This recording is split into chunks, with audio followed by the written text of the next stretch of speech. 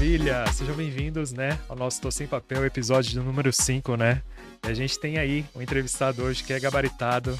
Tem aí, olha, 20 anos de carreira já. 20 anos de agência. Meu Deus do céu, né? A gente brinca, né? O pessoal que nasceu depois de 2000, a gente vê como que o tempo passou, né? Também, né? Tô aqui com o Rodrigo Pacini, é um prazer estar aqui com você, Rodrigo. Meu nome é Tarcísio Coelho, tô aqui também com o Leonardo Lepre. E a gente tá aí no Tô Sem Papel podcast voltado aí para as áreas de comunicação, marketing, mas também de empreendedorismo, né? E por que não boas ideias, né? A gente vai falar também de inovação, a gente vai falar sobre case, a gente vai falar sobre a vida, né? E trazer aí pro pessoal que tá em casa, que tá no podcast, que tá na rua, enfim, isso aí a gente sabe que vai para as mais variadas mídias, né? E a primeira pergunta, né, lógico, né, só pra gente fazer um esquenta aqui, né, não tem a pretensão de ter pressa aqui, a gente realmente vai conversar, vai bater um papo e a gente pede pro entrevistado se apresentar, né, a gente faz diferente, né, não, a gente foi atrás, né, com certeza, a gente viu lá nas redes sociais, a gente fez aquele famoso stalk, né, mas queria que o Rodrigo Pacini falasse mais sobre você. Quem é o Rodrigo Pacini? Bacana, primeiro agradecer a vocês, eu acho Tarcísio, Léo, conheço bom tempo, agradecer pelo convite, também pelo projeto de vocês, né? Eu acho que isso é bacana, eu acho que de certa forma a gente aprende também, né? Quanto mais a gente pergunta, mais a gente aprende, né? Com certeza. Então eu tô aqui para aprender um pouco com vocês, tenho acompanhado os outros episódios que vocês fizeram, eu acho que o caminho é esse mesmo.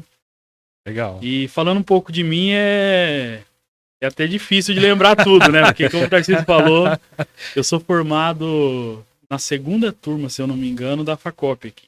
Uau, eu me formei no ano 2000. Entendi. Então tem bastante tempo. Depois de alguns anos eu montei a agência e hoje a agência tem 20 anos, né? Completa 20 anos. Esse ano mesmo, olha que bacana. Esse ano. E meu caminho foi dentro da publicidade, vou tentar ser breve aqui também. Uhum. Eu comecei os estágios ali na faculdade ainda. Então eu estagiei numa agência imprudente que chamava 10 Propaganda, certo. que era do Décio. E era uma agência super legal, um cara super criativo. Não tem mais agência, foi embora pro Nordeste. Mas um cara que me deu a primeira oportunidade. Depois eu estagiei no departamento de marketing da própria Noeste.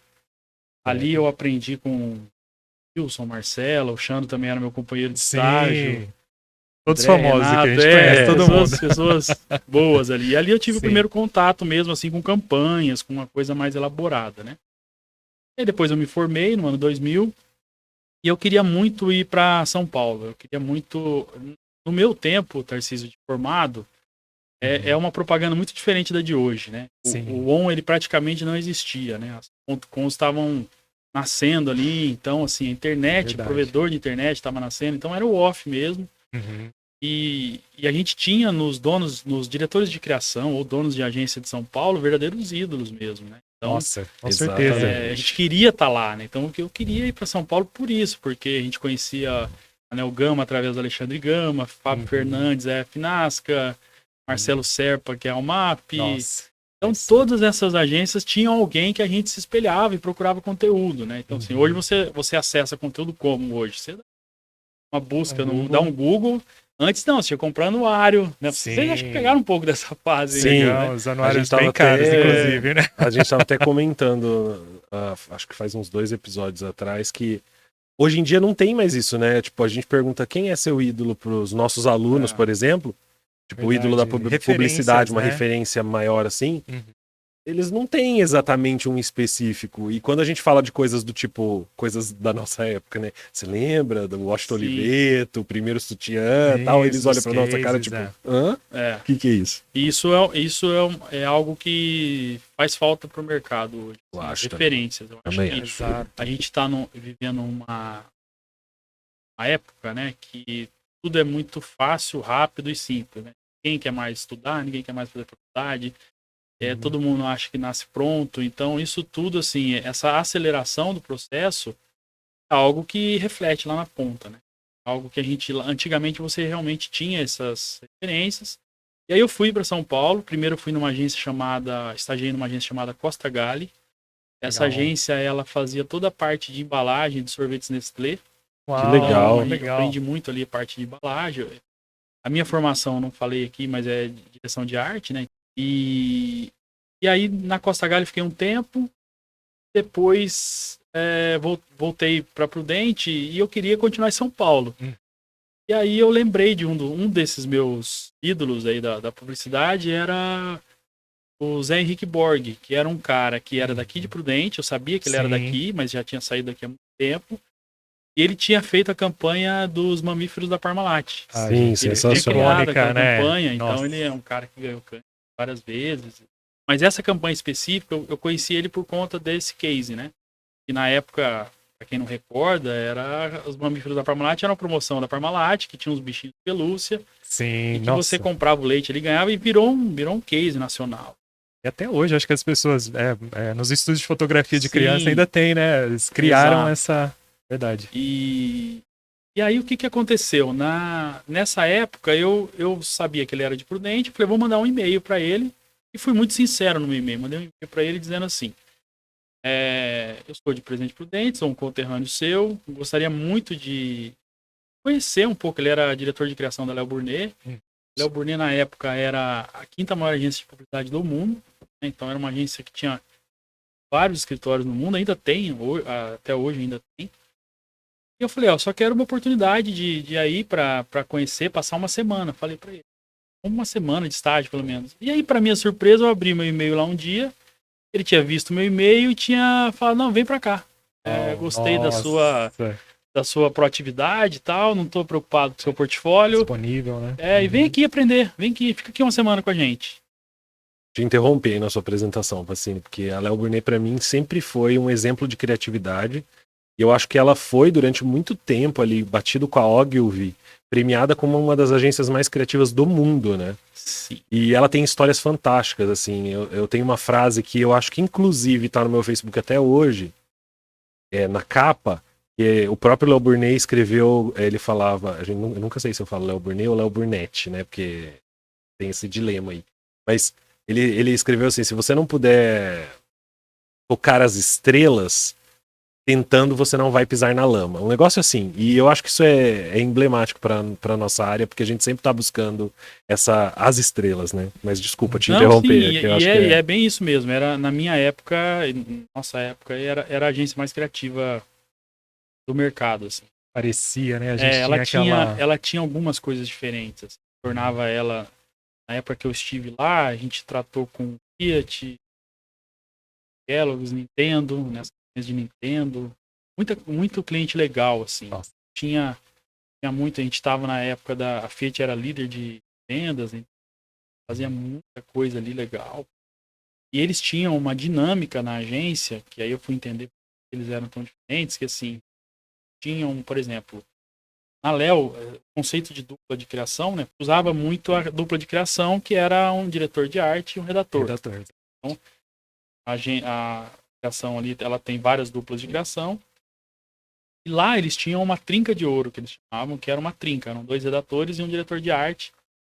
E fora o diretor de criação, existia uma trinca de ouro antes, que era digamos que era entre as duplas de criação e o diretor de criação. E aquela trinca de ouro, ela fazia digamos assim, o filé do negócio para que viesse os prêmios, para que o cliente também tivesse retorno, né? Então eles tinham uma ação muito grande, assim, inovavam de certa forma, né? Eram três andares de pessoas ali, muita gente trabalhando, muita gente legal, e ali eu tive contato. E aí esse estágio meu, que era para virar uma semana, eu acabei passando quase 6 meses lá. Nossa, então eu fui ficando. Essa semana virou aí, ó. Passou a primeira semana, eu falei assim, eu não vou lá falar, e aí deu, porque vai que eu não fico, né? Então eu fui ficando. E aí foram 6 meses, foi muito legal. E aí essa dinâmica lá, que dá pra gente conversar um pouco disso, né? O que a gente fazia lá como estagiário, né? Que eu falo assim que é atual até hoje, né? De algo de 20 anos atrás. A gente fazia RAF. O que são os RAFs, né? Você fazer a ideia no papel mesmo, papel, sulfite branco, lápis, raiz, e ali você layoutava suas ideias. Com dupla, você tinha dentro, a gente tinha era uma baia que ficava todos os estagiários ali espremidos, não tinha computador para todo mundo, então assim, eles dificultavam muito o acesso assim da tecnologia até para você explorar o que você tinha de melhor, né? E ali eu fui pegando os RAFs. Então, é um exemplo. A gente fazia 100 RAFs. 100 RAFs a gente filtrava 10. Sim. Dos 10 a gente filtrava 3 e ia lá apresentar pra trinca. Sensacional. Então tinha um processo Nossa, mesmo, processo. não era aleatório. Você podia acionar quem você quisesse lá, um diretor de arte, redator, um diretor de criação. Só que assim, a primeira vez eu levei alguns RAFs que não estavam bons assim, né? Então eles falaram, nosso tempo é curto, então assim, vem pra cá já com o que você acredita mesmo que vai dar certo. E eles Já compravam preparado. as ideias do estagiário.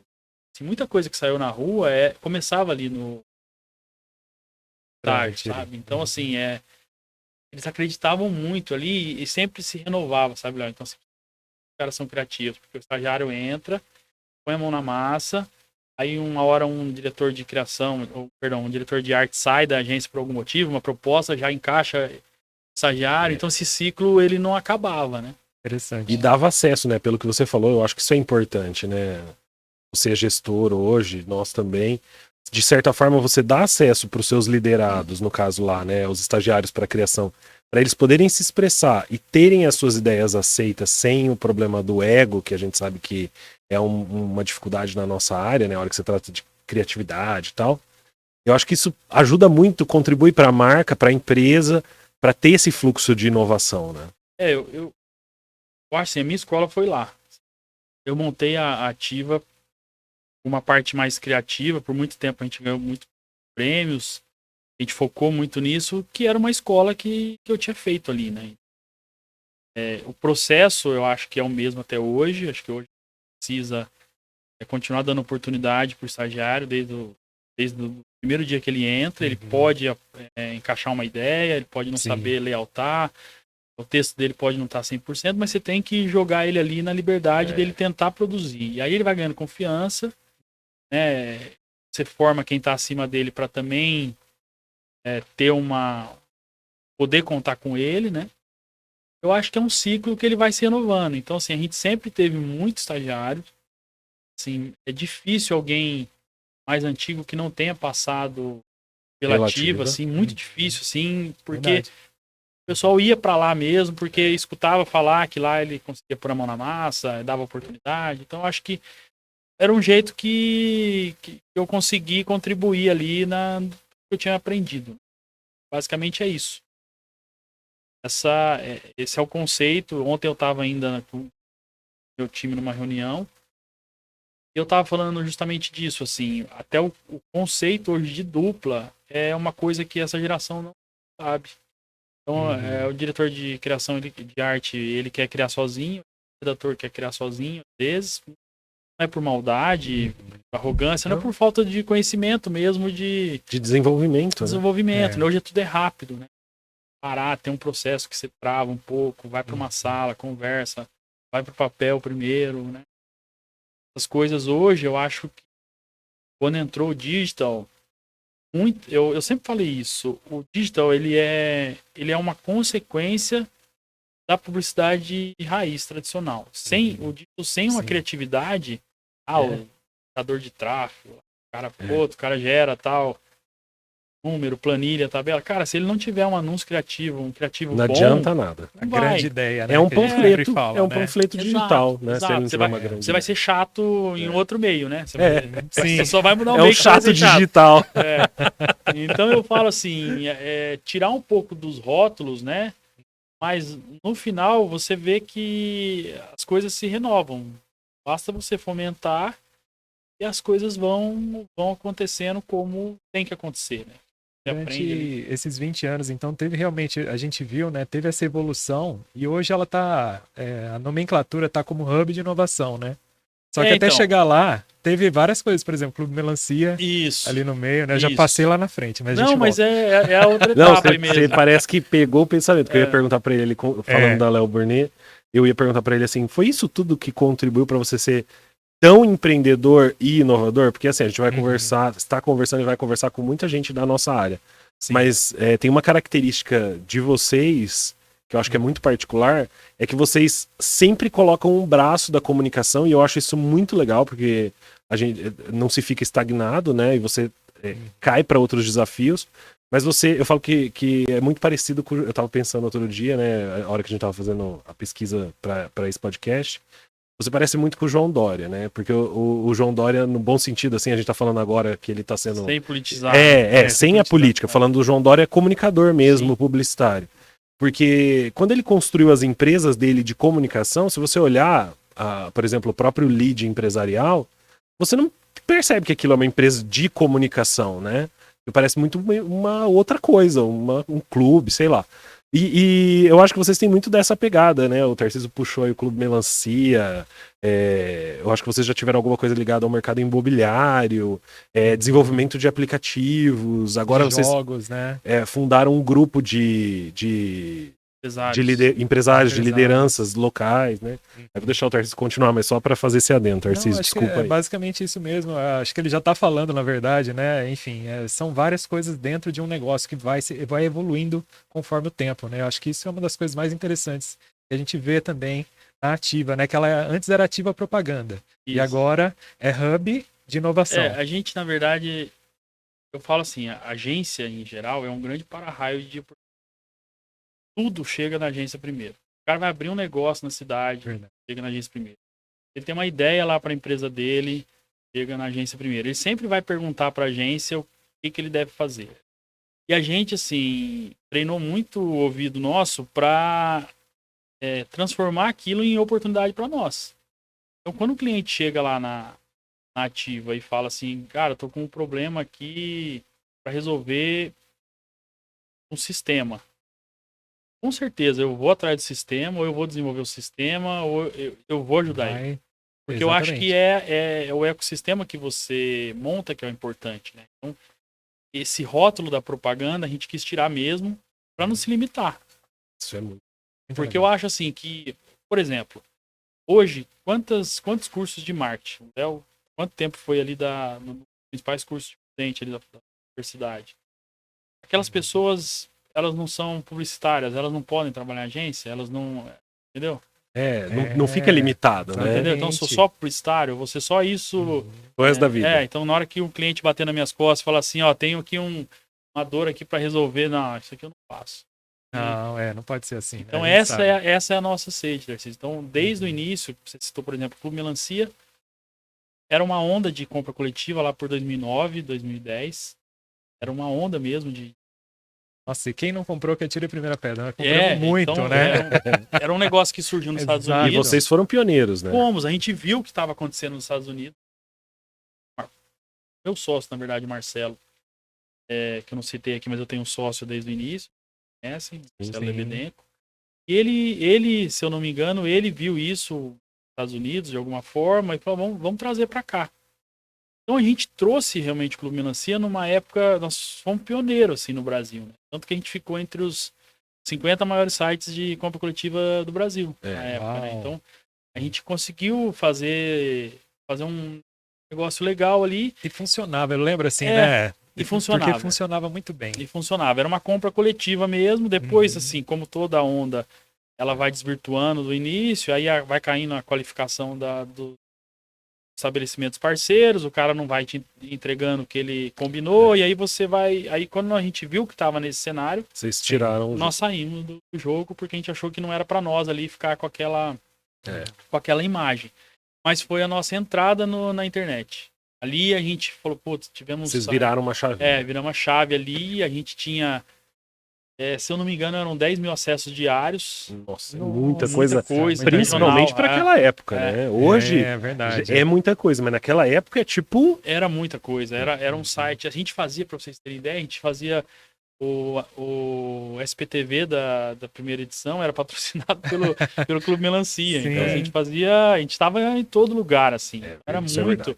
A gente fez uma de outdoor, tudo, né? A gente fez uma ação, a gente vendeu uma moto por R$1. Nossa. As pessoas podiam ir comprando ali, elas davam o lance ali.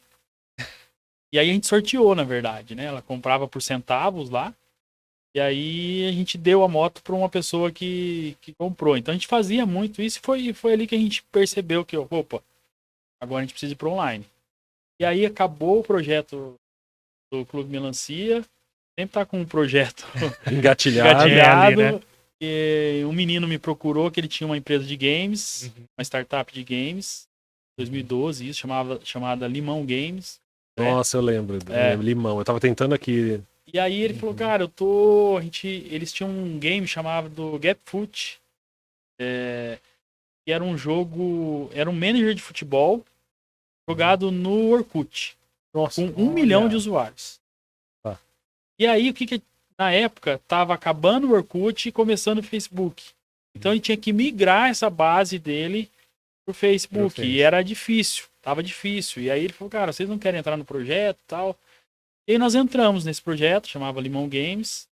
A gente conseguiu migrar o Gapfoot uma boa parte, mas não tivemos sucesso para migrar a base inteira. E aí a gente começou a fabricar jogos pro Clique Jogos. Vocês conhecem o Clique Jogos da UOL? Da UOL. O Clique Jogos ele era, na nossa época, responsável por, acho que, 80% da audiência do portal mesmo, né? Então tinha muita audiência ali. Nossa. Então a gente nem sabe, né? Mas as coisas que movimentam ali em volta acaba refletindo nessa audiência final que a UOL vende para você ir lá publicar alguma coisa, Exato. né? Então, A gente vê que o mercado de games tem muita audiência no YouTube, né? Você vê que os maiores YouTubers do mundo estão ligados de alguma forma com os games, né? Mas não tinha essa informação da UOL, legal. E aí, assim, a gente começou a fabricar jogos pro jogos, tipo, um jogo nosso chamado Mega Bom, lá também.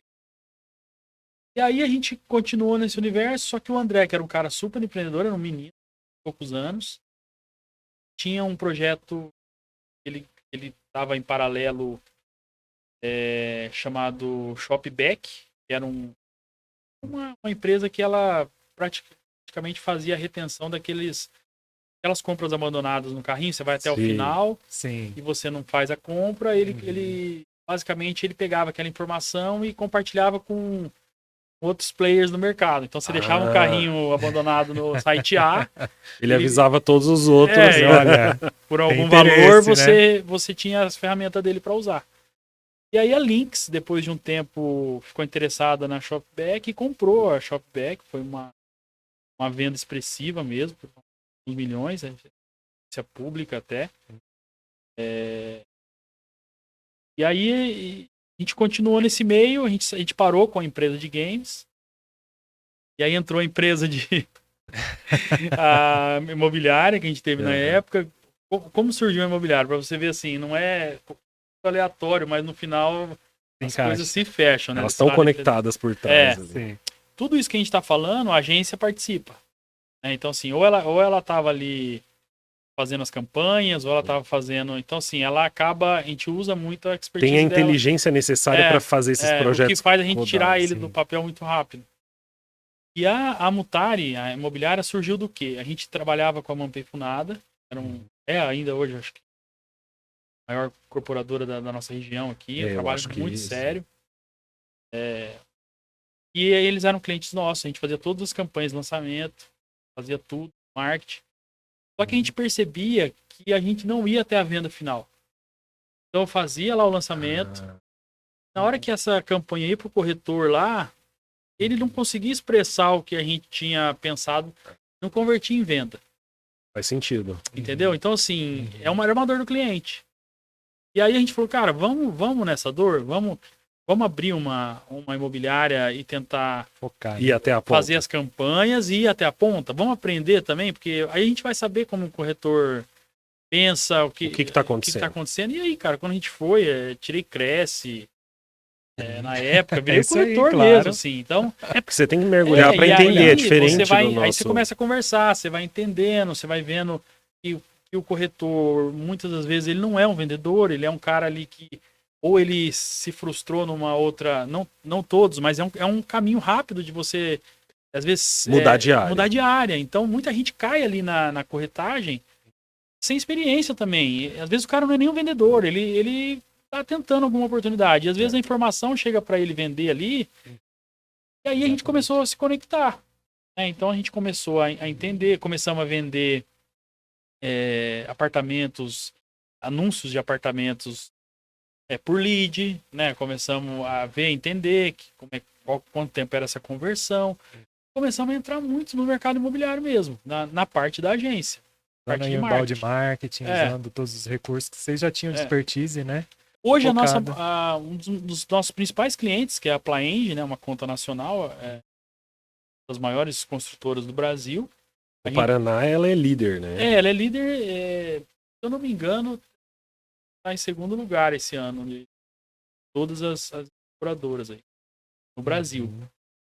E a gente atende algumas praças da Plaenge, né, e a gente não faz venda mais, a gente não tem imobiliária, mas é expertise nossa, que é um mercado que a gente domina, assim, é um mercado que a gente sabe trabalhar, a gente gosta.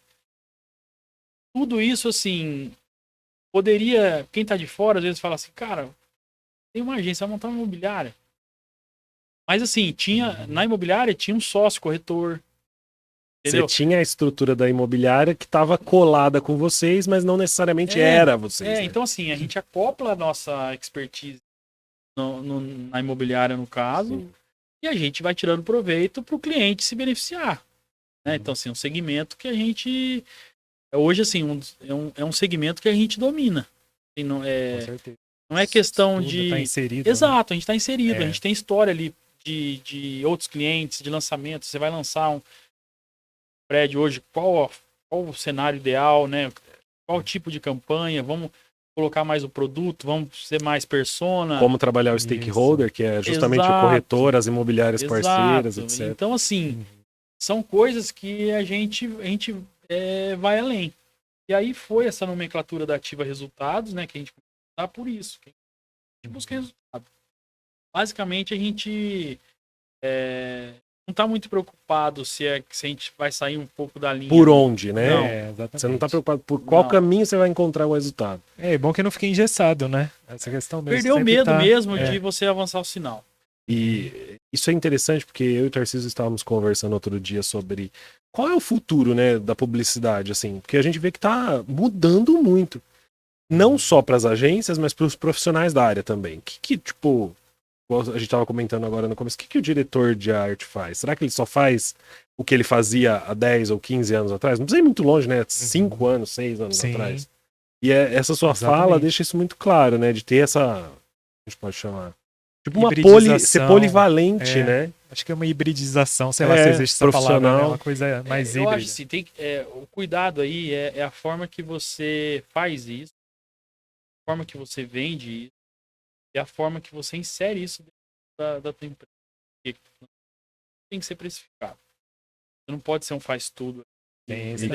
Você cobra o anúncio e faz o resto de graça. Não pode ser assim. Você tem que encontrar o teu valor ali. Então, você quer mexer com inovação? Então, você tem programador, tem desenvolvimento, você tem... Né, você sabe entregar? Vai chegar um produto bom ali no final? Vai chegar um produto ou vai ficar só uma... Exato, vou ficar dando um monte de ideia pro cliente que dá para ele ser inovador. A inovação, como que ela começa no nosso negócio? Aquela ideia que eu falei para vocês do para-raio, nós somos para-raio, o cara chega com a dor. Sim. Então hoje, tem diversos aplicativos que nós desenvolvemos dentro da Ativa hoje, que são de dores reais de clientes. Então, assim, exemplo, Unipetro, que é um cliente nosso de RR combustível, né, de diesel no Brasil. É um cliente, inclusive, regional, é de Tupã, e é um grupo muito grande, assim. Eles fizeram um aporte super bacana também, né? Então, esse projeto do SAEC que surgiu, o que era o problema? A Unipetro, ela tem tanques de combustível nas propriedades rurais, empresas, prefeituras, o tanque fica lá. Posto particular. Ele fica lá porque o TRR é isso, né? Você não pode comprar combustível direto ou vender direto do posto comum. Existe uma lei, por isso existe o TRR. O TRR não pode vender para você que parou o carro ali para abastecer, mas ele pode vender para a indústria, para propriedade rural, quem usa. E aí o tanque fica lá incomodado. Então esses tanques são da rede Unipetro. E esse tanque, ele fica parado ali uma hora. Ocioso. Uma hora acaba o diesel. O cara tá no meio da plantação lá, tá plantando alguma coisa, acaba o diesel dele. Então ele vai parar ali de produzir, ele vai ligar, ou alguém da Unipetro, por exemplo, tinha que ir lá ver se o tanque tava, então colocava lá uma vareta lá, via se checando de tempos em tempos. O que nós fizemos? Nós conectamos esse tanque à internet. Então a gente criou um sistema legal. E ele avisa no próprio sistema que aquele tanque, qual que é o nível de combustível que ele está. Sensacional. Então, assim, só isso. Assim, é uma automação com telemetria. Então, tem lá um sensor de telemetria. Eles conseguem informar ali. Aí tem um problema de densidade, né? Porque tem calor, se o tanque está na chuva, se o tanque está no sol. A volumetria do diesel, ela tem ela varia. Ela tem uma variação, então você tem que ter uma margem de erro. Então o projeto deles não fica pronto do dia para noite. Você vai fazendo e a Unipetro falou, pô, é bacana, vamos desenvolver isso aí, vamos postar nisso. E aí a gente fez. Interno. Assim. Então, assim, a gente fez, a gente conectou o tanque de diesel do cliente nosso, que era um problema. Então, assim, o que ele economiza com isso? Economiza tempo do próprio comercial e ali. Sim. Ativa o comercial, que ele pode ter uma informação relevante antes. Ele não fica esperando o pedido, né? Ele gera o pedido. Exato, ele gera o pedido. Então, assim, tava ali. Foi uma dor que a gente convivia. E a satisfação do cliente vai lá em cima, né? Sim, sim. Então, são coisas que a gente vai vendo acontecer. A Natura Frig, que é um outro cliente nosso, é um frigorífico, né? Qual que era a dor desse cliente? Era o acompanhamento do abate em tempo real via streaming. Então, o pecuarista tinha que ir lá no abate, acompanhar o olho, tal, balança. Nós ligamos a câmera, o Frig nasceu por isso. O pecuarista, quando vai ser o abate dele, ele recebe um push de notificação. Ó, seu abate vai ser às 10 horas. Abre lá, tem uma câmera na balança. Uma câmera no abate, então ele vê a carcaça ali, vê como é que tá. Legal. E você chega lá no pecuarista, lá na propriedade dele. E era um negócio super tupiniquim, porque o cara tinha que vir pro frigorífico, ficar lá esperando. Isso deve gerar um transtorno imenso, tanto para quem tá vendendo, quanto pro frigorífico, administrar essa gente, esse povo que fica ali. E assim, Léo, eu acho assim, tudo é oportunidade, cara, depende do teu olhar.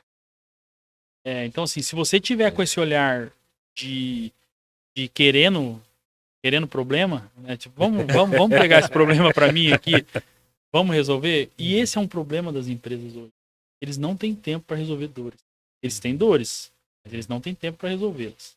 E às vezes nem condição, sistema, tecnologia, pessoas para poder organizar tudo isso, né?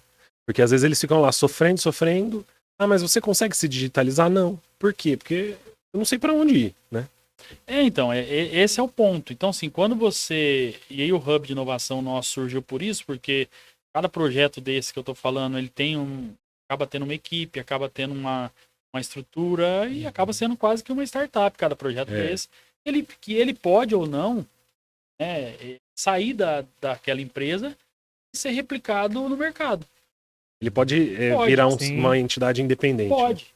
Com um cliente parceiro seu, ele pode ser um sócio seu. Ele pode fornecedor, ele pode só se beneficiar daquilo. Então, assim, os clientes estão muito abertos à inovação. Eu diria assim, que muito mais do que a publicidade. O cliente está muito mais aberto à inovação do que a publicidade. Não que não seja importante. Mas, assim, ele está aberto. É um negócio, assim, que ele vai te escutar. Ele vai sentar. Se você ainda não falou com o dono da empresa, prestando serviço de publicidade para ele, na hora que você falar de inovação, ele vai sentar na mesa. Ele vai vir para a roda. Então, assim, essa proatividade, eu acho que assim, as agências precisam ter mais. Porque a agência tem capacidade para isso. Legal. Então, assim, você vai criar só um site. Entrou um cliente lá, ele está criando um site. Puta, eu quero criar um site. Beleza, você vai criar só um site. Só comunicação? E aí, você não vai... Como é que é a entrega dele? Como é que é o frete? Como é que é a... e aí, será que se vender mais um produto... será que é CRM? Como é que é a estratégia? Ele precisa de um CRM? Será que ele tem isso? Será que ele precisa mesmo de um site? Ou ele pode vender direto ali pelo Instagram? Mercado Livre. Mercado Livre, exato. Marketplace. Enfim, esse ambiente, cara, te dá muita oportunidade. Então, assim, é isso que eu falo, que as agências mudaram, tudo isso que eu citei aqui, desse cenário dos meus ídolos aí de São Paulo, não existem mais, as agências não existem mais, as contas não existem mais. Antigamente você tinha uma receita de bolo e você fazia. Então, hoje, assim, é diferente. Só que eu costumo dizer, a verba ainda existe. Ela existe e talvez até tá maior, né? Ela existe. Exato. Porque e outros viu essa custos que necessidade. existiam... Ela existe, só que você tá limitado só naquela área ali, né? Então, tem muita coisa, assim, que eu acho que a gente precisa... Eu acho o publicitário muito resistente. Ele é muito, assim, ele é formado, muita coisa... Eu falo com autoridade porque eu sou de criação também e eu sei como é que nós somos. Assim. Então tem hora que a gente não quer sair desse mundo. Quero fazer só Às vezes isso. é meio cabeça dura, né? Entendeu? Às vezes é meio, totalmente. Às vezes. E assim, hoje você... Preciosista, né? Quantas empresas existem com departamentos de marketing de agência hoje? Vários. Hoje você trabalhar numa house hoje, às vezes ela é muito completa. Acabam pegando o processo inteiro também. E a velocidade, né, Pacini? Eu acho que uma das coisas que pega pra nossa área hoje em dia é a velocidade com que as coisas acontecem. Porque antigamente você fazia um anúncio, imprimia, rodava um teste de cor pro cartaz, sei lá. Ia pro cliente, ele aprovava o teste de cor, voltava, aprovava anúncio, voltava, aprovava a ráfica, voltava. Até o cartaz ficava pronto é um mês. Hoje ele precisa soltar um post de hoje para amanhã. E isso vai pra internet e vai estar pronto, funcionando, sei lá. E mesmo que seja um cartaz, ele manda imprimir e amanhã tá sendo entregue na porta da empresa dele. Né? É muito mais velocidade. É muito. E aí, assim, tem essa questão que tem dois lados isso, né? Aí você também, às vezes, você entra num modo automático ali, e aí a coisa não dá resultado, né? Vai indo. E você não tem nenhuma ação ali. Então, acho que hoje precisa ter a pergunta, né? Você tá fazendo por que isso, né? A campanha na internet, você tá fazendo por quê? Qual que é o objetivo dela? Só mais marketing na internet. Entendeu? Ele quer vender mais, ele quer aparecer, ele tá preparado para entender que o inbound marketing demora um ano mais ou menos para ele começar a ter resultado? Retorno. Não, mas a agência ali, se ela for lá, ela é especializada, ela tem certificado, ela tem isso, aquilo, mas será que o processo é um só? Você vai ter que pegar uma base, ou você vai ter que criar a sua base, trabalhar e as próprias plataformas que ajudam a gente no processo, a própria RD Station, se falar aqui, eles mesmos comentam, né, que antes de um ano é difícil você ver um retorno. E aí entra naquilo que o Léo falou. Essa velocidade, às vezes o próprio cliente, ele quer o retorno rápido, né? Ele não entende, Não entende, ele tá sendo impactado ali. E aí entra naquela...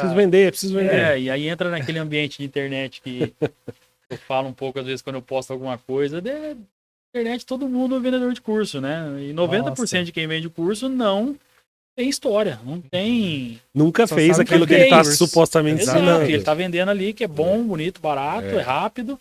Vai ficar rico. Exato, e o cara vai na prática ali... Só usando gatilhos, né? Só gatilho. Então, assim, imagina, o teu cliente ele tá sendo impactado por isso. Mas eu volto a dizer, a agência, ela nunca vai deixar de existir. Minha visão. Ela mudou o olhar. Você precisa mudar o olhar. E aquele cliente que derramava um caminhão de dinheiro lá para uma campanha, não derrama mais. É fatiado o bolo. Não derrama mais na agência. Ele faz um pouco de ad sozinho ali. Ele põe o Google através de uma pessoa interna que ele tem de estratégia. Contrata um estagiário para fazer uns posts. Mas e a ideia? E o que vai comandar tudo isso? Então, assim, ele tá sempre refém de uma agência. Se ele tiver uma cabeça boa... A ideia sempre vence, então. Sempre. Concordo. Acho que, assim, muda a forma, muda... Costumo falar, Léo, assim, que de uns anos pra cá, eu acordo pra matar a agência mesmo. Quero que a agência morra ali da imagem mesmo, assim. Eu não quero que alguém me chame pra conversar, pra fazer uma campanha tradicional de publicidade. Eu não sei mais fazer isso. Isso aí, não, pra mim, assim, é uma coisa que não dá mais resultado. É difícil de acreditar, né? É, que aquele sim. feijãozinho com arroz vai surtir alguma coisa. Antigamente, o Tarcísio lidou com uma agência que fazia muito outdoor, né? Sim. Lembra? Prudente, assim. Aham. Marca X, né? É, Exato. Assim, uhum. que você tinha uma receita de bolo que era... Você fazia uma verba de TV, fazia 10 placas de outdoor, para você fechar a cidade, a gente falava, fechar a cidade. Os Fazia condomínios. rádio. Exatamente. Verdade. 10 placas Cara, de outdoor pra fechar a cidade. me dá- Eu já falei isso. Me dá essa verba tal, eu coloco ali e vai te dar resultado. É, Vai vender. Pode verdade. abrir a porta lá no dia que você for lançar, que vai vender. É. Hoje, cara, o outdoor continua importante, a TV continua importante, mas a forma que ela tá inserida tem que ser diferente. Entendeu? Ela Mas tem que estar lá com QR Code, ela tem que estar lá integrado com alguma coisa. Integrado, A gente tem demanda hoje de arte de espaços da própria Plaenge, posso falar aqui, são espaços instagramáveis. A Sim, gente nossa, precisa fazer sensacional. uma ação instagramável. Então, assim, eu tenho que colocar ali alguma coisa que a pessoa vai parar naquele espaço Pra fotografar. para fotografar e para ela repostar e ela ser um veículo de comunicação. Gerar a mídia espontânea, que a gente tanto gosta também, Exato. né? Porque a gente quer ver isso, É. a gente não quer ver o anúncio, né? Em si, ou só ele. É isso. Sim. Então, assim, esse avanço que eu acho assim, precisa ser falado, precisa parar, pensar. Vocês estão com um projeto, tô sem papel, podcast e tal. Sei lá, 5 anos, não vamos muito longe. 5 anos atrás, teria que contratar um espaço numa TV caríssimo Nossa, para você fazer o exatamente. piloto, para você começar a contratar 15 minutos, meia hora ali de programa. Tem que ter um patrocínio, tem que ter. Não ia sair, cara. Então hoje, assim. Muito difícil. Hoje, Muito assim. moroso, exatamente. Cara, quanto tempo vocês colocaram esse projeto no ar? Sei lá, 15 dias? Acho que foi. 15 dias. Foi 15 dias. Então, assim, Exato. é isso. Então, por que saiu em 15 dias? Porque tinha 2 caras lá que tinham uma ideia, que já tinham um projeto lá atrás, que tinha uma semente lá, então, E a estrutura da cidade Sim, favoreceu, né? O favoreceu. fato do Inova ter o estúdio disponível, perfeito. da gente ter as tecnologias Obrigado, na Inova. mão. Isso aqui é fantástico. É bacana. Um abraço pro Diego também, Exato. Sim. porque eu fui aqui conhecendo um tempo atrás, trouxe uma aceleradora de São Paulo aqui para conhecer os projetos do Inova, e eles ficaram encantados com isso aqui.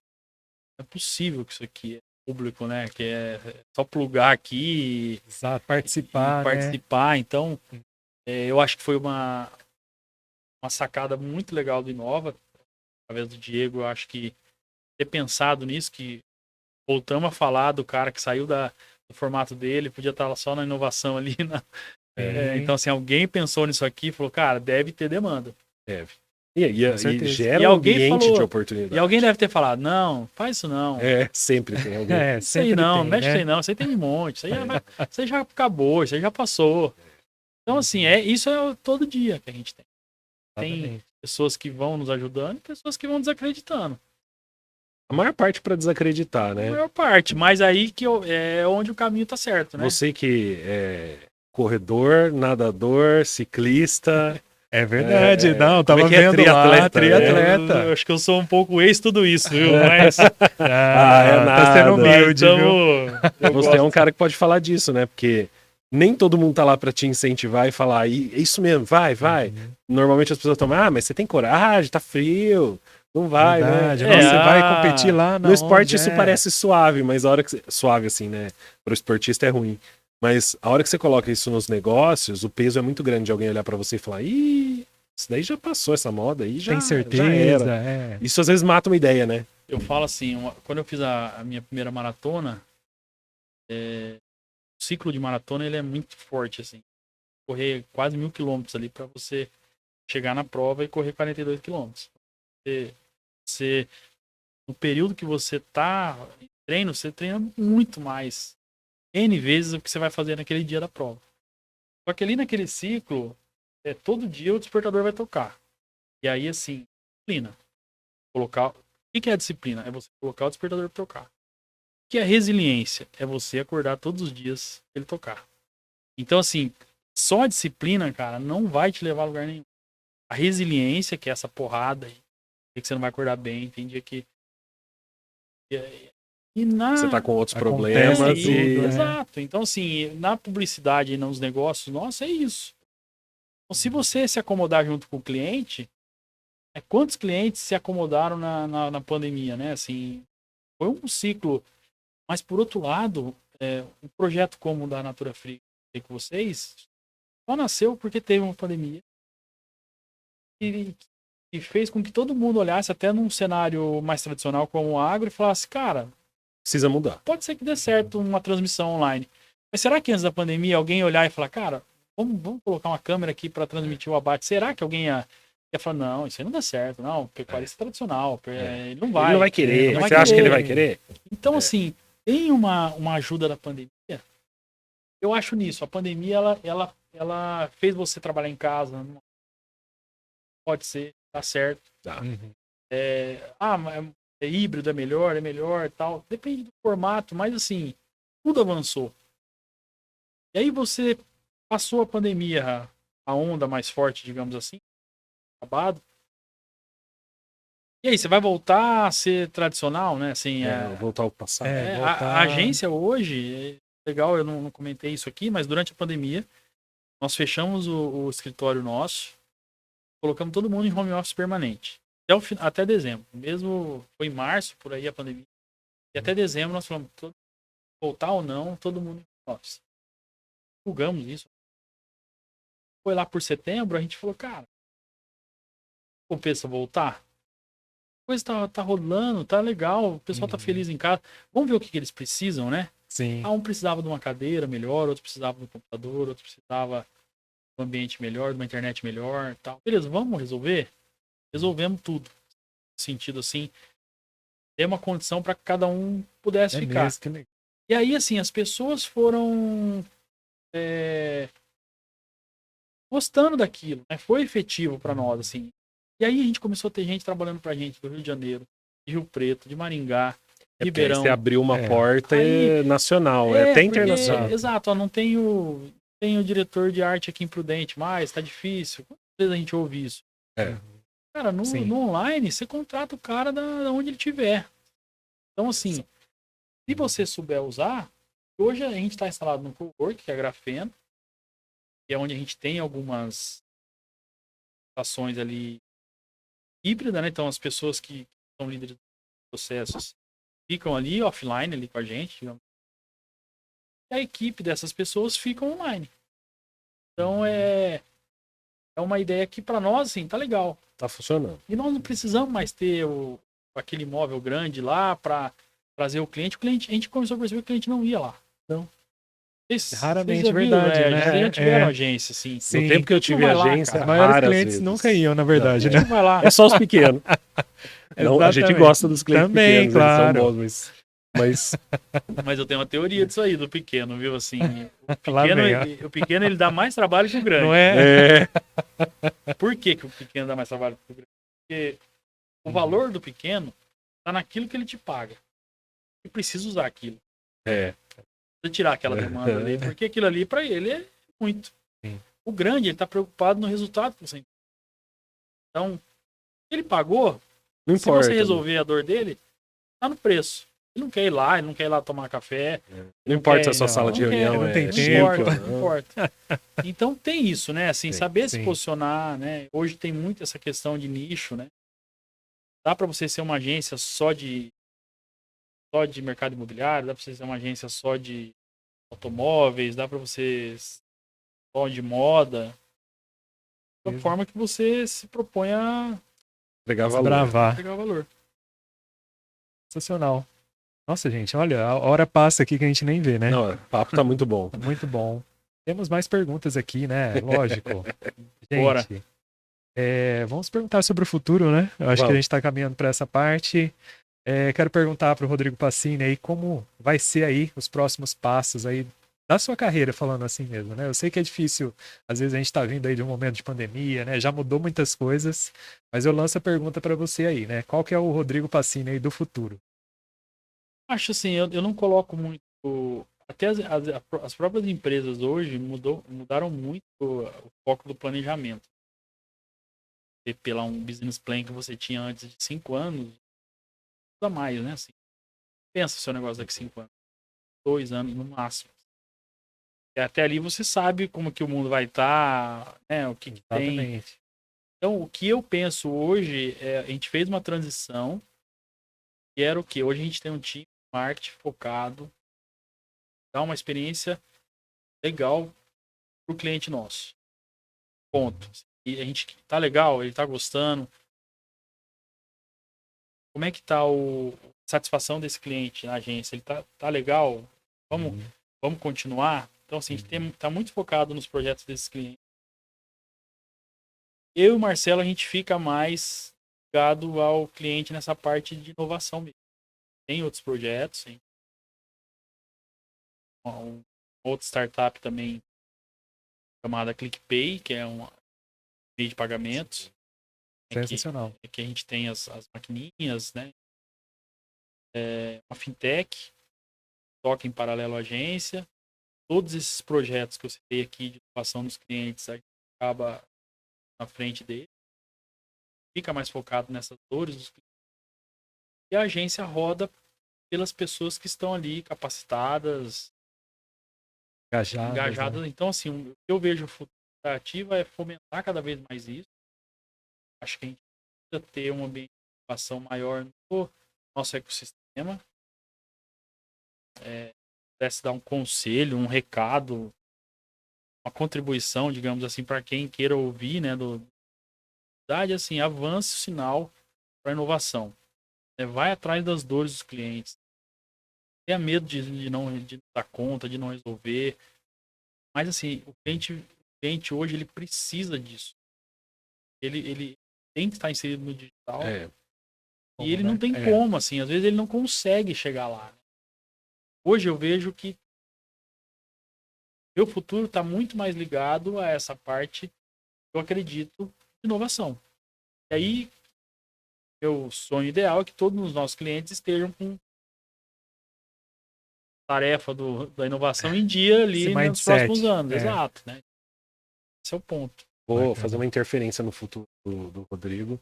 Eu sei que você tem uma afinidade com os ativos digitais. Gente, eu ia perguntar isso. Exatamente, ó. Criptomoedas, NFTs. Sintonia. Você estuda, a gente vê, você posta. Legal. Como que você se vê em relação a isso e o que você vê de futuro para esses ativos? Eu conheço, para ser bem sincero, eu conheço muito pouco, mas me interessa, de vira e mexe eu acabo parando num story seu para dar uma lida que você posta. Eu acho extremamente interessante, sou leigo, mas acho que, de fato, ter uma moeda digital pode causar uma grande transformação no mercado mundial, né? Com certeza. Léo, por que você não tem? Por que eu não tenho? Medo? Não sei. Segurança? Eu acho que eu não entendo o suficiente. É isso, medo e insegurança. É isso que me fez um dia, assim, eu via que esses projetos todo projeto de criptomoeda é um grande projeto de tecnologia por trás. E aí eu comecei a me interessar por esses projetos que tinha na rede blockchain, o que era uma rede blockchain, como é que era esses tokens, né? Como era transacionado, como é que isso era armazenado, o que era um hard wallet, que é onde você guarda, se eu perder a senha, eu perco tudo. Cold wallets. Cold wallet. Então, assim, você vai estudando, entendendo e vai aprendendo mais sobre a tecnologia. Então, eu comecei nesse mercado de moedas em 2019 para 2020 ali, onde eu comecei a entender mais o que era, como é que eram os conceitos, né, os fundamentos. E eu falei, cara, o mundo passa por aqui. É assim, hoje se você pegar um cara como Elon Musk, que é o cara mais poderoso, mais rico do mundo, um cara que quer ir para Marte, que já tá levando para o espaço, que pode comprar o Twitter, que já tá de olho numa integração de tudo esse ecossistema com uma criptomoeda, que é uma criptomoeda chamada Dogecoin, que é uma shitcoin, digamos assim, mas assim, na mão dele pode virar alguma coisa, claro. Porque a monetização vai passar por isso. Os aportes que ele fizer. Você vai transacionar por isso. Então, comecei a entender como que esse ecossistema funcionava. Então, hoje, existe um dinheiro no mundo, através dos bancos centrais, E quando vem uma pandemia, por exemplo, como essa, o que os bancos fazem? Imprimem Imprimem dinheiro. Tem dinheiro. O que está acontecendo um ano Inflação. depois da pandemia? Inflação, tudo está caro. Porque, assim, os projetos são centralizados. Então, na hora que aperta o calcanhar de algum país, ele vai colocar ali o remédio dele. Ou a maioria dos projetos, todos não, a maioria dos projetos de criptomoedas, eles são descentralizados. Então, existe uma rede onde existe um código que alguém minera, então, assim, 21 milhões, se eu não me engano, ou 19 milhões de unidades de Bitcoin. É sempre a mesma, né? Ela sempre é a mesma. Então, assim, só falta 10% para ser minerado, mas é um código Sim. que é colocado da rede, e um minerador vai lá e ele desvenda esse código e ele vai ganhando uma É fração. como se ele E cria. criasse a moeda. Mas ele não cria para ele, entendeu? Você não vai fazer um computador ali e você vai criar um Bitcoin e você vai ter um Bitcoin. Não. Vai ser remunerado para jogar aquele Bitcoin na rede. Processar Entendi. aqueles dados. Entendeu? Para né? processar, ele ganha uma porcentagem E daquilo. essa porcentagem que é o Bitcoin novo, digamos assim. Exato. Então você pode comprar por fração, então é democrático. E aí, se vier uma pandemia dessa, quem mexe na estruturação Que daquilo ali? Se tinha 1000 Bitcoins, Vai continua continuar tendo tendo. 1000. É o supply que a gente chama, né? Que é a quantidade de volume de moedas. Ele vai ser sempre o mesmo naquele projeto. Existem projetos que não, que ele aumenta. Existem projetos que não tem fundamento, que acabou de ter a Luna, a Terra Luna, com um projeto que tinha Perdeu 60 bastante, bilhões né? de dólares, 60 bilhões. E virou pó. Derreteu. Assim, em 2 semanas ele caiu para zero, assim. Porque não tinha estrutura para. Esse projeto ele estava escorado numa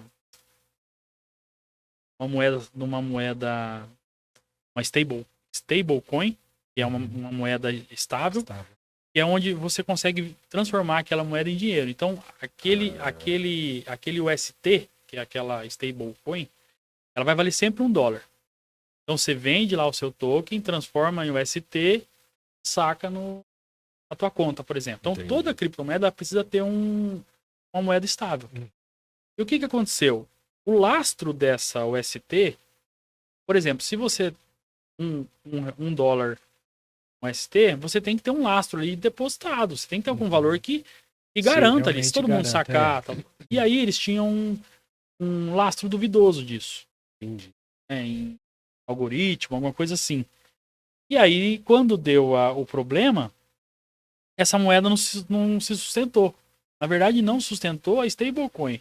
Ela caiu para 0,30 centavos. Nunca tinha visto. E aí a moeda, o projeto acabou. Zerou. Simplesmente zerou com 60 bilhões de dólares. Então, assim, são projetos muito arriscados, mas você entende muito de tecnologia. Sim, tem que ver o projeto também, né? Tem projetos muito bons também, né? Que vale a pena também investir, né? Bitcoin, Ethereum, né? São consolidados. Assim. Mas tem muita coisa, mas um exemplo, para a gente ser prático na nossa conversa. É o NFT. Sim. Tenho ouvido muito falar Sim. desses macacos aí que vai comprar um JPEG. Não, mas você não vale 1 milhão. Um meme. Então começa um post, né? Primeiro post. Aí, beleza, isso é a nossa primeira visão de fora. Cara, isso não tem valor. Beleza, eu não entendo, isso não tem valor. Um JPEG não pode valer isso. Tá, mas aquele NFT, ele vai te dar acesso ao quê? Você comprar aquele macaquinho lá, ele vai te colocar num grupo seleto ali, vai ter uma vantagem. Quando lançar a Ipcoin, que é a moeda desse projeto, você vai ganhar algumas moedas? Foi o que aconteceu. Então veio o NFT, depois veio a moeda do projeto. E aí as pessoas que compraram com Bieber, como se fosse um clube mesmo. Você tem acesso ali a algumas coisas, tal. Você pode materializar aquele NFT seu e transformar em um produto. É seu. Pôr numa jaqueta e vender, que é por... Aí você vai entendendo assim, cara, não é só um JPEG. Coisa tem É uma propriedade fundamento, digital uma propriedade mesmo. digital. E isso aí, Léo, isso não tinha ainda. Que é você ter uma propriedade digital sobre algo. Exemplo. Você vai vender tua casa. vai no cartório, tem uma escritura, vai deixar armazenada lá. Ou você vai levar pra tua casa por numa gaveta. Realmente você vai passar 30 anos ali sem ver aquele documento, vai pegar que nem você pega uma certidão de nascimento lá daqui a um tempo e tá lá. Tá tudo amarelo. O NFT, ele pode, através da rede blockchain, colocar todos os arquivos digitais de cartório dentro da rede, fragmentado em diversos pedaços que ficam espalhados pela rede, quase que inviolável. Então, assim, quando você vê o NFT surgindo, assim, primeiro momento você fala, cara, beleza, é só um JPEG. Mas depois você vê a aplicação, você fala, cara, contratos, uma propriedade digital não tem. Não tem. Você não tem como ter... eu tô sem papel, podcast aqui. Não tem propriedade, Não, tudo solto. Se alguém né? copiar, copiou e Exato. boa. Então, assim, são coisas que você vai vendo que vai avançando. Sempre começa nesse ambiente aí de metaverso, de NFT. Ele sempre começa quase com uma brincadeira, assim. Um teste. Sim. Eles vão pondo, aí um vai pondo mais dinheiro que o outro. Às vezes o projeto não vai e morre. Metaverso é um negócio que eu acho que a publicidade pode usar muito. Mas eu acho, assim, ainda pouquíssimo fundamento. Porque todo projeto que você olhar nesse mercado, tal, tem que ter fundamento. A gente conversou de NFT, tem fundamento. Dá para ser usado para alguma coisa. Agora, o metaverso é você ter sua casa lá dentro, você seu terreno lá dentro, você querer fazer uma reunião lá dentro, marca querer se expor lá. Ainda é muito. É algo assim que precisaria de muita programação, muita gente envolvida. Tem que ser uma rede descentralizada muito forte, que vai tempo. E muito esforço, às vezes, para um benefício muito pequeno, né? Como é que você vê, o que você vê de metaverso hoje? Você já vê a Coca-Cola com a latinha lá do metaverso? Você já vê assim, a exploração como marketizando. Aí entra a publicidade, que eu falo assim, o poder da publicidade. É só para falar que essas marcas são modernas. Exato. Que a pessoa mesmo provavelmente não tá lá. Exato. O consumidor. Vocês lembram? Eu não lembro, não sou muito bom de nome. Second Life. Second Life. Sim. Cara, Second Life é um metaverso à frente do tempo. Exatamente aquilo. Tô fazendo hoje aquilo. Mas assim, é difícil assim de você ser tão dentro do online assim. Então eu tenho minhas ressalvas. Mas eu estudo, cara, assim, eu aprendo, eu tento entender. Até porque a gente tá vivendo isso, né? E você vê, nós vimos toda essa transição, a gente viveu, né? Inclusive, tá vivendo, né? Desde o off até... Essa parte digital, eu vejo nos games, assim. Como é que chama? Um game... É que eu não sou gamer, mas tem um jogo que o pessoal joga bastante aí, que você anda pela rua com o carro, como é que chama? GTA? GTA. E lá tem propaganda, lá tem espaços das marcas, você pode comprar produtos. Então, assim, se confunde muito, né, ainda. Eu acho assim, né, o que a gente vai ver isso muito bem agora na Copa do Mundo. Eu acho que todos esses eventos mundiais que sempre foram assim, você parava pra assistir o jogo em casa, você vai ver o movimento esse ano, como vai ser diferente na minha visão do que era um jogo de almoço de domingo com a garrafa de Coca-Cola, do que era assistir o jogo de Copa lá, todo mundo reunindo por camiseta, do que vai ser agora.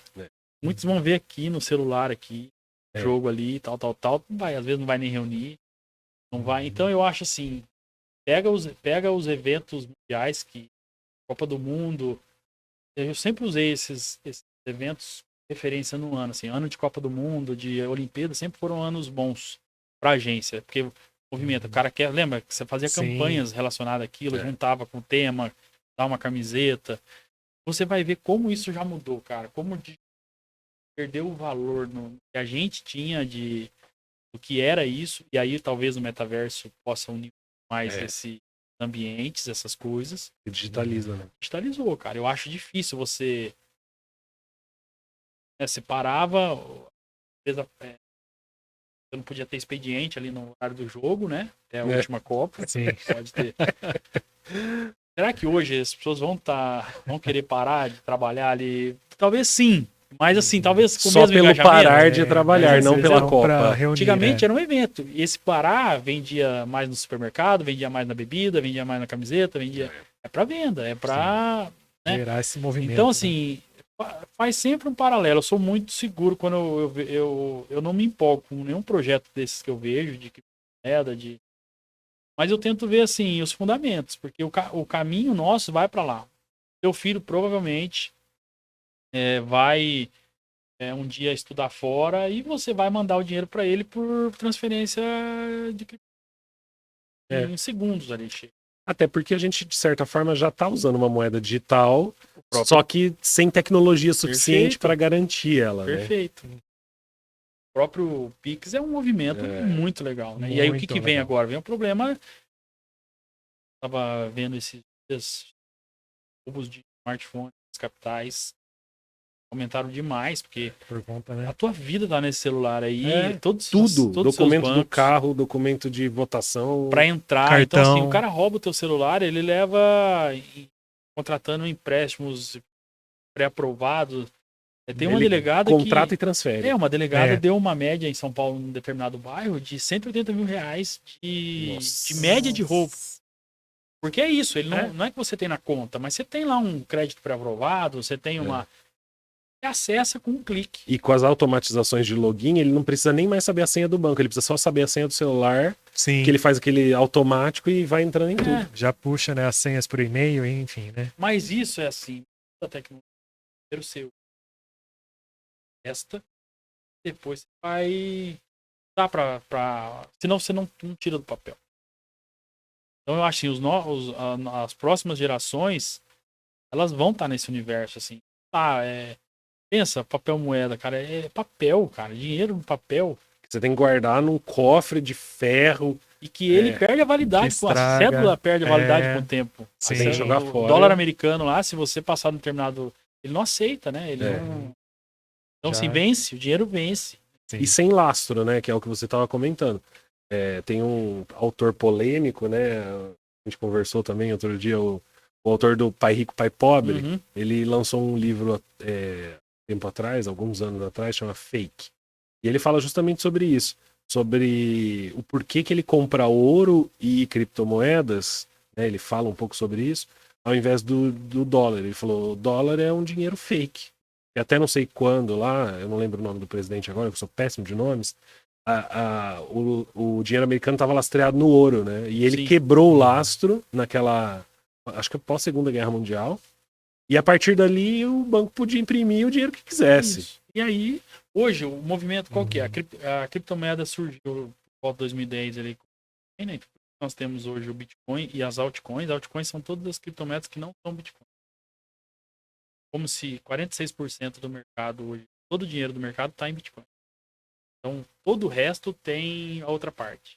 Então, a relevância do Bitcoin é forte. O que aconteceu no movimento mais recente?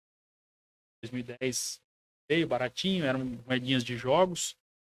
Comprava até pizza, né, o pessoal, as né? crianças, o Pizza Day, né? O cara comprou com 10 mil bitcoins, 2 pizzas. Ai, que absurdo, Então, né? isso equivale a 1,5 milhão de... Nossa. 1 bilhão e meio Esse cara deve de ter reais. ódio. Tem até uma entrevista dele, depois eu mando pra vocês. Mas é o que ele falou, e perguntam isso pra ele na entrevista, ele fala, bem legal, ele fala, eu fiquei feliz da vida que eu consegui fazer uma transação com uma moeda virtual naquela época. Eu dei algo em troca ali que eu tinha ganho em jogos. Joguinho, 10 mil bitcoins de joguinho. Nossa. Então, assim, Play ninguém to tem bola earn. de cristal, né? Ninguém sabe como que vai acontecer. Podia né? não ter acontecido nada. acontecido. Então, assim, aí vem, e aí tem essa onda, 2010, 2011, 2012, 2013, vai ganhando valor, mas aí despenca, tem os bear markets que nós estamos passando agora, que cai 50%, 60%, 70%, 80% projetos. Então, aí criptomoeda não vale para nada, não dá, e aí volta com tudo. Então, é uma volatilidade muito grande. Só que com essa fala sua dos profissionais que o mercado chama, que são empresas, estados, países, né? Sim. Que entram nesse mercado com dinheiro que ele podia estar lá guardado lá, fazendo laço para alguma coisa, ele compra. A Tesla mesmo tem um grande volume de Bitcoin. O Nubank agora comprou uma porrada de Bitcoin aí. Você começa a dar lastro para esse mercado e os institucionais começam a realmente acreditar naquilo. Então, 2 anos para cá, esse é o movimento hoje. Os institucionais entraram no negócio, estão colocando e aportando dinheiro nisso. Mas ainda assim, 99% dos aportes são em Bitcoin e Ethereum um pouco. Ninguém coloca lá um dinheiro para ficar parado ali que não seja nessas dois ativos. Então, milhares de projetos que podem virar alguma coisa. Então, o momento é esse hoje. Eu acho assim, já veio institucionais, já veio... estima-se que até 2025 o Bitcoin atinja o market cap, que é o valor de mercado do ouro. Então, hoje o ouro é maior, são 11,5 trilhões de dólares. O ouro. O Bitcoin, ele tem hoje um mercado de 800 bilhões de dólares, mas está em baixa, né? Mas já chegou a mais de quase 2 trilhões. Então, estima-se que o Bitcoin vai ganhando valor até 2025, que é 3 anos, e que 2025 tenha em torno de 11,5 trilhões de valor de mercado, sendo uma unidade de Bitcoin, tendo esse market cap, uma unidade de Bitcoin vai valer aproximadamente 500 a 600 mil dólares. Nossa, é coisa. Então, assim, esse é o cenário, né? Então, isso vai acontecer? Também não sei, mas é a história que a gente está falando aqui, né? Tem poucas moedas, lastro do ouro, né? Não tem nada digital. O ouro é físico. Assim, não difícil de carregar, difícil de guardar. Exato, não tem. E em termos de valor intrínseco, é o mesmo do Bitcoin, não serve para nada.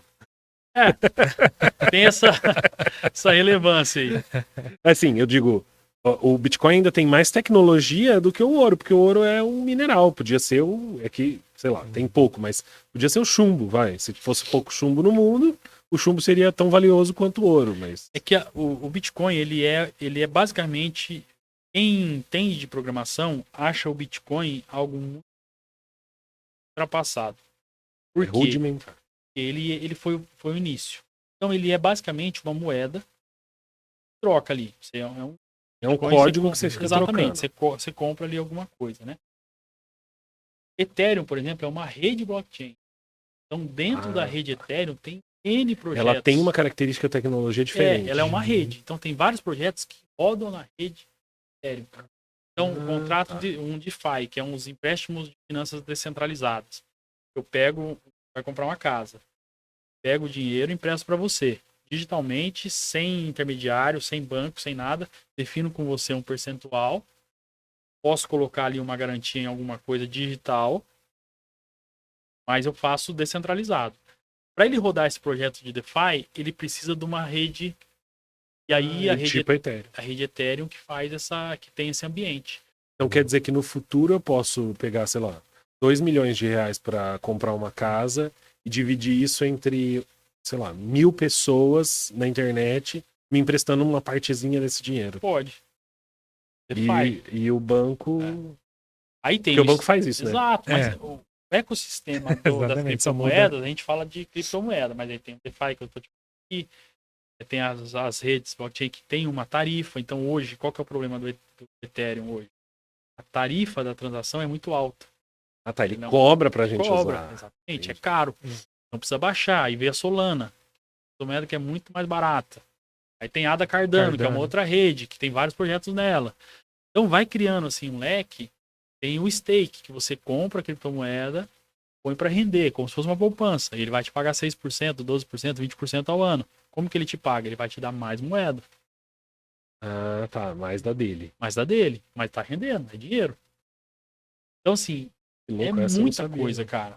É muita coisa. Por isso que eu falo assim, Sem falar das moedas de jogos também, né? Axie Infinity, exato. Etc. Esse está ligado ao metaverso. Por isso que, assim, tá patinando muito ainda, porque precisando de uma definição. Vai ter um ambiente? Exatamente. Assim, tipo, vai ser forte. Então, veio toda essa onda, vocês acho que acompanharam no ano passado mais, né? Metaverso estourou, tudo veio, esses projetos, tudo, mas... Ainda não tá claro. Não tá claro. Então tem que ter aplicação. E as redes, elas são mais ligadas com as finanças. Para a parte de finanças, tá? É o que nós estamos falando aqui. Você já consegue visualizar sua casa, compra de alguma coisa. Não, e você eliminar um intermediário tão caro, né, igual o banco, Porque você pensa, você põe o dinheiro na poupança ou investe num CDB e tal, o banco vai usar esse dinheiro para emprestar para alguém com juros gigantescos. Te paga um pouquinho e fica com todo o resto, tudo bem, correndo o risco da inadimplência. Você poder fazer isso direto, né? Os antigos. Como é que chamava? Presta dinheiro. Agiotas, né? É uma agiotagem digital. É sensacional, porque na verdade dá poder para as pessoas mesmo. Para fazer o dinheiro delas render de verdade. Isso é o que a gente chama de descentralização. Quando você pensar nesses projetos de criptomoeda, é isso que eu acho que é o legal. Projetos descentralizados. Existem projetos centralizados. BNB é uma moeda da própria corretora, da exchange, que é a maior exchange do mundo, que é a Binance. Ela tem uma moeda chamada BNB. Tem dono. O cara pode acordar um dia lá, perder $1 bilhão na Luna lá, ele pode acordar e falar, cara, vou sacar aqui o que eu tenho. Aí o mercado vai fazer assim. Então você tem que saber o que é centralizado, o que é descentralizado. Exatamente. Então, assim, estudar bastante, né? Uma rede podcast, por exemplo, aí. Pensa numa coisa descentralizada, né? Vamos supor que todo mundo vai ter um projeto. Não é mais lá o Podpah ou o Flow, que são donos da rede. Né? São os maiores, digamos assim. Vai estar tudo ali o público e você vai conseguir trocar ali com o público do outro. Isso é descentralizar. Então, quando você estuda essas coisas, você começa a falar, cara, será que eu consigo construir o meu negócio mais descentralizado? O que o meu cliente ele tem que vir falar comigo, dono da agência? Não sou eu o dono do negócio. São as pessoas. É o que você veio buscar aqui. Você veio buscar um network ou você veio buscar uma entrega? Vamos descentralizar? Vamos pôr mais gente? Vamos colocar alguém na equipe que talvez é um PJ ali que trabalha só com jobs pontuais. Cara que, sei lá, trabalha em outro país, que vai trazer uma coisa diferente. Vamos descentralizar? É isso. Eu gosto muito por isso. Muito interessante. E tem tudo a ver, né, com o futuro. Vamos fazer um episódio só pra falar disso. Eu acho que sim. Sensacional. Acho que a gente já tá caminhando pro final, né? A gente vai ter que fazer o número 2 também, né? Falamos demais, né? Falei demais aqui. Mas foi ótimo. Eu acho que, né, antes de mais nada, queria agradecer aí a presença aí do Rodrigo Pacini, meu amigo Leonardo Lepre. Nós temos também o Léo Henrique aqui, que vocês não veem, mas ele está ali também fazendo edição, fazendo a captação das imagens. Agradecer também os estúdios do Inova Prudente. E é isso. Muito obrigado pela participação. É isso? Quer falar mais alguma coisa, Léo? Às vezes eu pulo um pouco. Acho que a gente esqueceu de uma coisa. Teve um momento blá blá. Verdade. Vamos finalizar com isso. Exatamente. Vamos lá. É verdade. Pode perguntar, então. A gente deixa um espaço para o nosso entrevistado falar o que ele nunca teve oportunidade de falar num outro episódio de podcast ou em algum outro espaço público. Esse é o seu espaço. Legal. Espaço é justa. Mas é isso. Basicamente, eu sim, sou um entusiasta de inovação e tecnologia. Me defino ali na minha bio ali como um louco por inovação, tecnologia. Esse cenário, eu sou um entusiasta do mercado cripto, das startups. Eu acho que a gente precisa criar um ambiente cada vez melhor para isso, que é uma rede mesmo, cada vez mais pessoas somando. Eu acredito muito nisso. Acho que a gente precisa descentralizar as coisas. Falou que eu acho que todo mercado ele deve ser descentralizado, ele deve procurar isso. Tá aberto a aprender e é isso. É uma definição legal minha. Bacana. Muito obrigado, viu? Eu que agradeço. Obrigado a vocês. Sucesso no projeto de vocês. Estou aqui na torcida. Se vocês precisarem de mim, eu estou à disposição. Nós também. Muito obrigado.